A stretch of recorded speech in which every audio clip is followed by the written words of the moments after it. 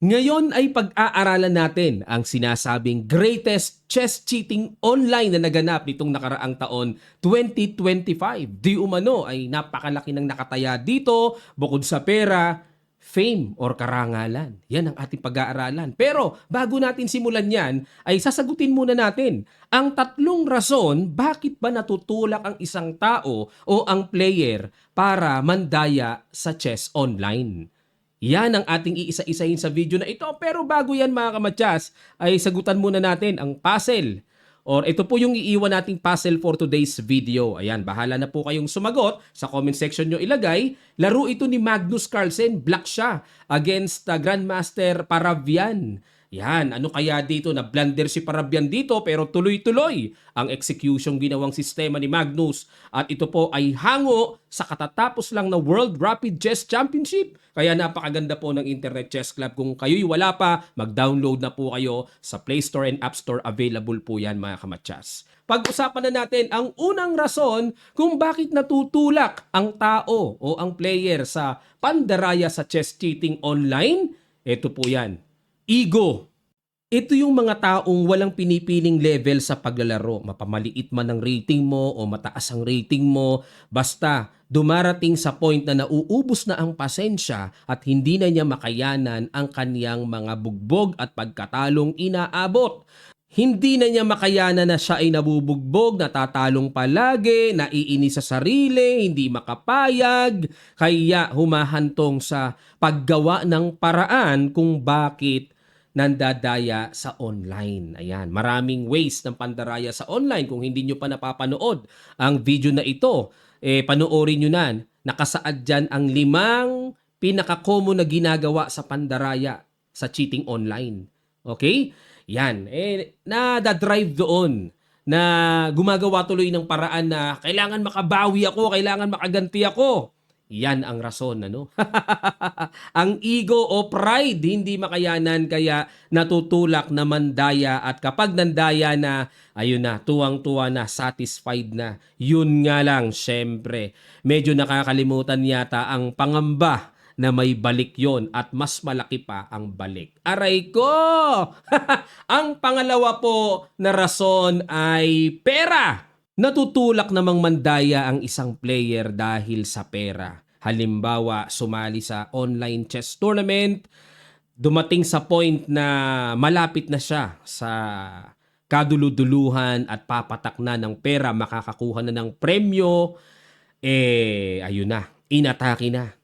Inatake na ni Taning! Ha? Gumawa na ng paraan na kakaiba at nabulungan. Okay, eto gawin mo. Gumamit ka ng isa pang gadget para buksan mo ang stockfish. At dyan natutulak para kumita ng ching-ching pera. Ayan, kasi nga po, syempre alam naman natin ang pera ay pang-araw-araw na pangangailangan. Yan ay sumasagot sa marami pong mga pangangailangan sa araw-araw.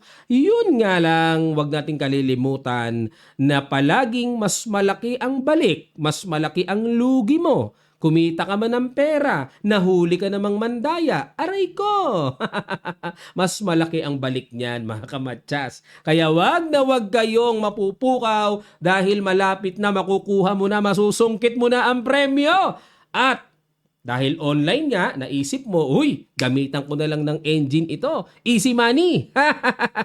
Pero isang malaki pong kamalian yan mga kamatsas.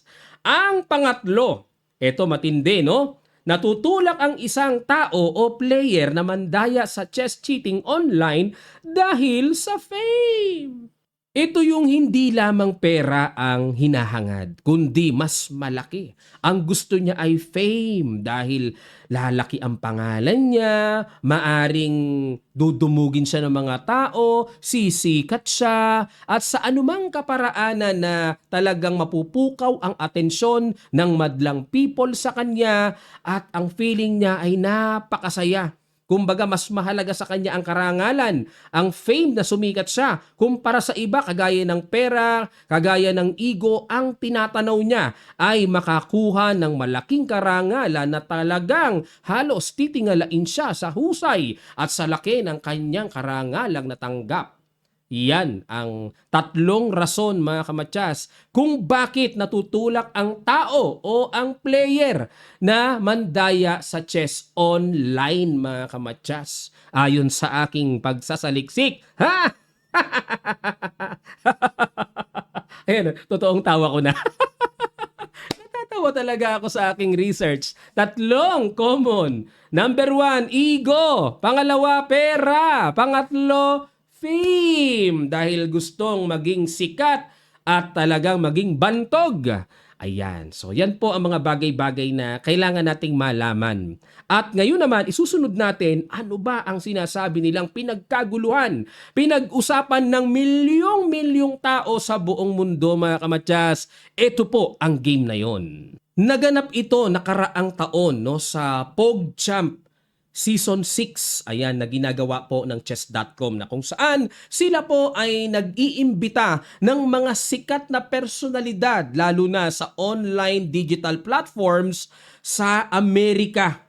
Ayan, ito pong si Wolfie VGC ay professional Pokemon player, streamer at YouTuber at napakarami pong followers talaga sa iba't ibang social media platforms. At ito naman si Dr. Lupo, sikat din pong streamer ito at sikat na YouTuber, content creator, talagang inimbitahan ito mga kamatyas at humantong sa napaka-importanting match na kung saan malapit na pong masungkit ang malaking premyo. Mamaya po ay aalamin natin, sagutan natin ano ba ang rason, saan pumasok sa tatlo kung bakit nagkaroon ng cheating online dito. Online po ito mga kamatyas, tapos kita yung mukha nila na may camera pero nakalusot pa rin yung pandaraya, yun lang, nahuli. Okay, sino ba nandaya sa kanila? Simulan na po nating pag-aralan mga kamatyas. Nag-E4 dito si Dr. Lupo, nag-E5 si Wolfie, Knight F3, Knight C6, C3, ayan, Ponciani kung tawagin at yan po ay magdi-D4 para buuhin ang sentro at nag-Knight F6, develop with threat pero D4, aba, parang matinding sa normal po na rating na 600 lamang, ang usually niyan na ginagawa halos beginner yan eh. Kapag may tineret, ang beginner, dumidepensa. Yan po ang katotohanan sa beginner. Kumbaga wala pang ganung lalim. Sa ganyang rating, 600, wala pang ganung lalim. D3 lang yan. O kaya Bishop D3 lang yan. O kaya Queen E2. No? O kaya Queen C2. Basta puro depensa muna pagka may nakitang inaatake. Pero itong D4, aba, iba kagad na paramdam yan. Matindi. Binibigay ang pawn sa E4 at itong D4, yung tira na yan, pumapasok kagad sa pa 2,000 kagad ang rating pag kaganyan. Totohanan lang mga kamatyas no, sa aking pagbabasa sa mga tagal-tagal na nating nakakakita ng mga laro. No? Nag-Bishop D6, tingnan nyo po itong si Wolfie. 1340 pero talagang kita sa kanya, totoo yan sa rating niya. Ganyan tumira, no? Itong D6, yan, pwede pa sa mga beginners, kakainin yan. Ang mga beginners, ang mata niyan, pagka may tutukan na kain ng kain lang yan hanggat may kinakain eh. Di ba? Ganyan ang mga beginners eh. Pag may mga kain tutok, kain. Without looking na kung anong mangyayari. Madalas ganun ang beginners, yung nagsisimula pa lang. Pero dito, Bishop D6 ang ginawa. Dinipensahan ang pawn E5. At nag-Bishop D3. Ayan, okay. Sinuportahan ang pawn E4. At kinapture na, 'di ba? Kita sa rating ni Wolfie talagang lapat 'yan sa kanya. Kinain. Kain. Yung kain, bad move 'yan. Bakit po? Kasi tinulungan ng puti na mabuo ang sentro tapos may E5 pa mamaya. Pabor na pabor sa puti 'yan. And at the same time, yung knight ay nababakanti na sa pwede nang tumira ng knight C3. Maganda 'yan. Bishop B4 check. Kaya pala niya kinapture para maka-check siya. Pero simple knight C3 still ay pa rin, maganda pa rin sa puti, mga kamatyas. Ayan, dito ay D5 ang tira. Kung professional, kung marunong, D5 ang tira niyan. No? Kasi gaganon na yan eh. O kaya gaganon eh. Pag nag-E5 dito kung professional, magna-knight E4. Yan po ang mga galawan ng mga pro na, no? Yung mga nakakaintindi, tournament players. Ayan. So, pero nag-D6 lang. Okay, kitang-kita dito, lumalapat. Simula pa lang lapat na dito si Wolfie sa kanyang rating. Castling, Bishop G4. Ayun. Okay, sa beginner kasi, sa tama kasi pala, castling lang eh. Pero parang pag beginners, medyo parang nadi-disregard yung king safety. Lapat talaga eh. Bishop G4. Yan. Pero sa puti, hindi lumalapat yung tirada. Sa 600, hindi po lumalapat. Knight D5. Ayan, tingnan nyo po sa engine mga kamatyas Magsimula tayo dito. Knight D5 ang number 1 sa Stockfish. Pangalawa, Bishop E3. Pangatlo, Queen A4. Di ba po? Pero Knight D5 ang tinira dito ni Dr. Lupo. Siguro naman nakakaramdam na kayo kung sino ang gumagamit ng assistance dito. Yung puti mga kamatyas, tingnan nyo Knight D5. Kung normal lang yan, pwedeng tumira ng H3. Sa 600, pwedeng i-H3. O kaya pwedeng mag-D5, atake. O kaya simple development, pwede pa. 'Di ba? Pero itong Knight D5 ay may tahid ka talaga. So dito po na paghahalata na kung bakit na-detect ng computer system na tinitignan din yung rating mo baba ng rating mo tapos biglang titira ka ng ganyan na mala Magnus Carlsen, Knight D5. Di kinapture. Bad move. 'Di ba? Pero ang accurate dito dapat daw ay capturein ito. Ayan. Pero kinapture dahil hindi naman mga players talaga itong mga to Hindi talaga chess player, kumbaga inimbitahan nga lang for exhibition, for celebrity games. Kinapture threat ang knight. Bakit po naging bad move? Ayun, kumapture doon. Okay, so hindi makapalag yung knight. Nakapin, yun nga lang po. Number 1 move is Queen A4. Ayun, dito po nag-knight takes D4. Kinain yung knight. Ayan, dito medyo na iba istorya mga kamatyas, no? Medyo may malalim na trick dito. Kasi dito nagpa-blunder ang puti Yan nag-knight takes D4, nagpa-blunder mga kamatyas. Kasi kung tutuusin, isang tira lang ng Queen A4 check, kuha na yung bishop and wins. Panalo ka agad mga kamatyas, no? One piece down ka agad ang black. Pero dito nag-knight takes D4, nagpa-queenless. Bishop takes D1. Siguro iniisip nyo, coach, talagang nagpamali yan para hindi mahalata. Pero actually po, tatapatin ko kayo. Nag-bishop B5 checking F8. Tatapatin ko kayo kahit queenless po dito ang puti. Pero kung computer na ang magdadrive against 1340 ang rating na si Wolfie, hindi pa rin po mananalo si Wolfie. Totoo lang Kapag computer na nag-drive ng puti, kahit queenless pa ang partida, rook takes D1. At nag-bishop C5, B4. Actually po itong game na to, naka-live streaming to nung nilalaro ito. Naka-live ito. May feed ito number 1 move, pang third move number 1 move ng Stockfish, yung B4. Dito na po nagsimula yung 100% na mga bitaw dito ni Dr. Lupo. Kinapture, Rook D3. Tingnan natin, pang ilang tira yung Rook D3? Rook D3 pang ilan? Ayun, nagda number 1 sa computer engine, napansin nyo po? Yan, Rook D3. Pero ang purpose nito is to avoid maybe the Bishop C3 coming. Tapos may paparating pang Rook F3, tapos Knight E6 check, mga ganon. Okay, ang lalim ng Rook D3, Brilliant! Mamaya sabihin ko sa inyo kung ilang percentage dito ang nag-gain ni Dr. Lupo. Nag-A6. Ayan, tineret yung Bishop at dito, okay, nag-second move Bishop A4. Pasok pa rin sa computer. Nag-B5, hinabol. Number 1 move ng computer ay Bishop C2. Ano ginawa niya dito? Bishop C2, number 1 ng computer. At nag-Queen E7. Okay, ayun, susundutan sa ilalim. Mamatyasin sa ilalim. Number 1 move is Rook E3 para harangan. Yan ang ginawa ni Dr. Lupo. At dito po ay nag-Queen F6. At dito po ay nag-Bishop B2. Alam ko po ang nasa isip nyo mga kamatyas, Itong Bishop B2 para suportahan ang Knight. Kasi may mga ilang na-encounter na akong nakausap ko. Laging ang sinasabi nila, paano kung talagang magaling talaga? Paano kung nakuha talaga ng tao yung tira ng computer? Mamaya sasagutin ko po yan mga kamatyas, Sasagutin ko po yan. At kung papaano ba, ano ang basihan ng computer or ng team ng anti-cheating ng chess.com, bakit nila napapatunayang nandaya talagang isang player? Mamaya sasagutin natin yan.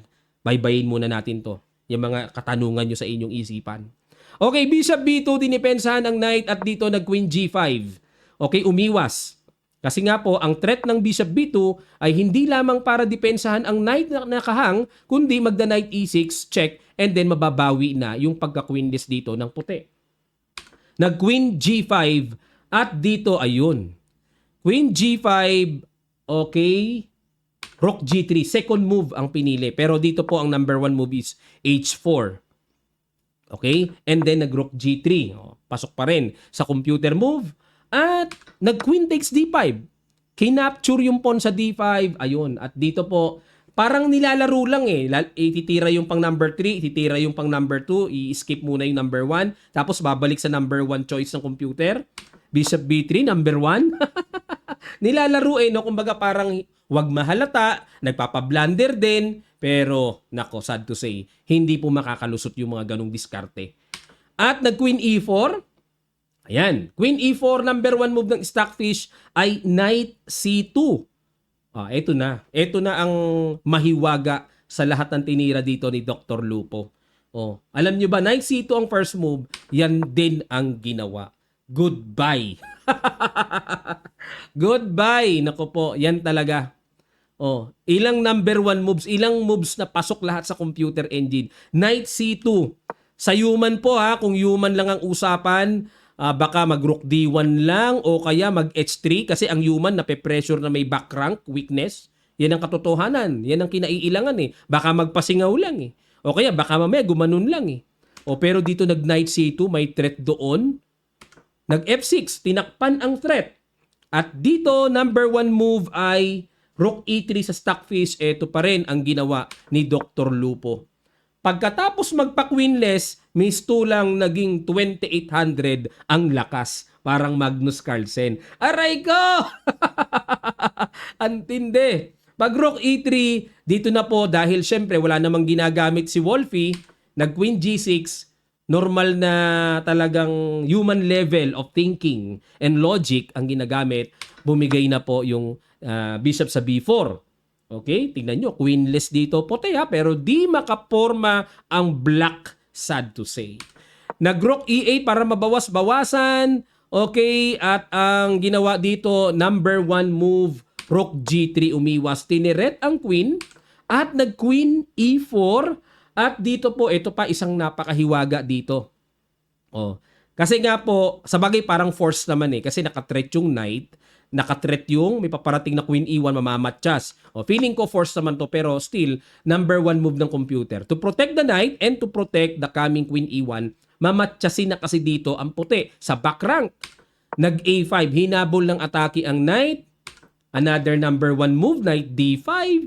Nag-A4. Ayan, number 1 to Na-expect kaya na mag-A4 na yung bishop, yan ang pandepensa sa knight, tiniret ang bishop. Dito po, number 1 move ng computer is knight takes C7. Yan pa rin ang ginawa. At nag-Rook C8. Ayun. Nako, pwede nyo pong i-research itong video nito nung ginagawa ito mga kamatyas. Kumbaga parang, syempre umaarti-arti rin na parang ginagawa niya talaga. Umaarti-arti rin Pero wala talaga, hindi makakalusot. Nag-Rook C8, ayun, blunderacious para i-threat yung knight sa C7. At dito po, number 1 move ng Stockfish. Sa 600 rating, usually, kung ano po ang tinutukan, yan lang po kung ano yung tinutukan na threat, yan lang talaga nasa isip. Biro nyo, tumbok na naman yung Bishop D5. Walang nakakagawa ng ganyan. Maniwala na po kayo. 600, walang makakagawa ng super accurate na ganyan. 600 ang rating, aray ko po. Nag-Queen E5, wala na. Si Wolfie, bumigay na talaga. Human na human talaga Biro nyo, di pa kinain yung queen, Nag-Knight E6 check, King E7, Rook takes G7, King E8, capture. Ito pa, magagawa ba ng 600 ito? Napakatalas naman para magawa yan. Bishop F3, nakakahanap ng mate search. Ilang oras ang ginamit niya rito? Di rin nyo, segundo lang, Boom, Bishop F3 mate search. Aray ko. O, nag-Rook F8. 'Di ba? Kung marunong-runong, H5 ang gagawin diyan para di maka-check, 'di ba? Pero nag-Rook F8, check. Obligado harang, walang ibang gagalawan ng king eh. Kinain, gumanon, and then Rook takes H7, checkmate. Ayan, nakita ko po sa video, hindi ko na po ilalagay dito, no? Nagugumano, no? Parang tuwang-tuwa na parang nagawa talaga ng deserving. No? At sad to say, kinulos po ng chess.com ang account ni Dr. Lupo. At eventually, umamin din po siya na talagang gumamit siya ng assistance. Sad to say, mas malaki pa ang naging buwelo ng kasiraan ng kanyang pangalan. Ganun po yan. Buong mundo. Fans mo ang nanonood dito kaya ka inimbitahan as celebrity chess online tournament. Nalaman ng nakita ng mga subscribers and followers mo. Hindi ba madidismaya ang mga followers and subscribers mo pag nalaman na ganun? Pero eventually, inamin naman po niya. Nung inamin niya, wala siyang kinuhang premyo, bagkus nag-donate pa siya. Nag-donate pa siya. Kumbaga parang pang-relieve, pampasabaw, pampawala, pampalimot. Pero ang gusot, ika nga kasabihan ng ating mga lolo't lola, pag nagusot, anak, mahirap nang ituwid. Kapag may kusot, mahirap na. Anumang plancha ang gawin mo, may lukot pa rin, hindi nawawala. Yan ang masakit kapag ikaw ay gumawa ng ganito. Kuminsan nga nagsasalin-salin lahi pa eh. Ano yan, tatay ni ganito yan, ganito ginawa na ganyan. Ano yan, yung kahit ilang saling lahi na, sad to say, realidad po yan mga kamatyas. Kaya dito po sa mga gantong kalalaking platforms, kapag nag-close ang account mo, aray ko ang tawag dyan. Kaya dapat hindi magko-close. Ingatan. Kasi ang nakataya dito, once na mag-chess.com ka, once na mag-lichess ka, at iba pang big platforms, pasunod na rin po ang Internet Chess Club, pag nag-close talaga ang account mo, talagang nagmamarka na yan sa buong mundo. Parang si Hans Mokniman, inamin naman niya, nung edad daw niya ng bata pa siya, ilang games ang ginawa niyang cheating talaga. Inamin naman niya yun eh. May mga premyo pa nga yung iba eh. At iyan ay inilahad ng chess.com nung nagkaroon ng kasuhan. Pero hindi po maiatang na ganun kabigat kay Niemann kasi minor pa siya. May mga consideration sa minor. Kasi pag minor nga, pwede kasing isip bata pa yan eh. Hindi pa niya alam at wala pa sa tamang katinuan ang kaisipan. Okay po? Kaya ganun ang mga pamantayan ng chess.com sa pag minor ang usapan. Ang dapat sisihin dyan, yung mas nakakatanda o yung katulong na gumagawa ng mga ganitong bagay. Yun nga lang, kawawa ang bata o ang minor kapag nasira. Talagang dinadala yan at mahirap tanggalin sa isipan ng tao pagka ganon. Okay, kaya yan po ay isang malaking aral mga kamatyas na sana huwag tayong papadala sa ego, pigilan natin. Huwag tayong papadala sa pukaw ng pera, mas malaki pa ang mawawala sa atin. At pangatlo, karangalan, isang malaking kababagsakan at kasiraan ang katumbas 10 times sa inaakalang mahahangad na fame. Kaya iyan po mga kamatyas ang hatid ng video na ito na sana po ay lagi nating pakatandaan. Okay lang matalo ng matalo, walang problema as long as malinis ang pangalan natin, walang problema. Huwag lang hahatawin natin, ihit natin ang tuktok ng tagumpay. Pero ang realidad pala ay isang panganib na nakaamba, ang kalalagpakan ng pangalan. Ayan, malalim na Tagalog mga kamatyas. Iwasan po natin ang kalagpakan ng ating pangalan. Mas importante yan sa pera at sa karangalan. Okay mga kamatyas, maraming salamat po. Sana natuto kayo sa video na ito. At kung ano ang masasabi nyo pa, saan po ba bumagsak at bakit natulak si Dr. Lupo dito na mandaya sa online? Saan sa tatlo na diniscuss natin? Lapag nyo lang po sa comment section below. At kung kayo po ay may mga suggestions, opinion, lapag nyo lang po. Welcome kayo sa ating comment section. Maraming salamat. Magkita-kita pa tayo sa mga susunod pang chess updates.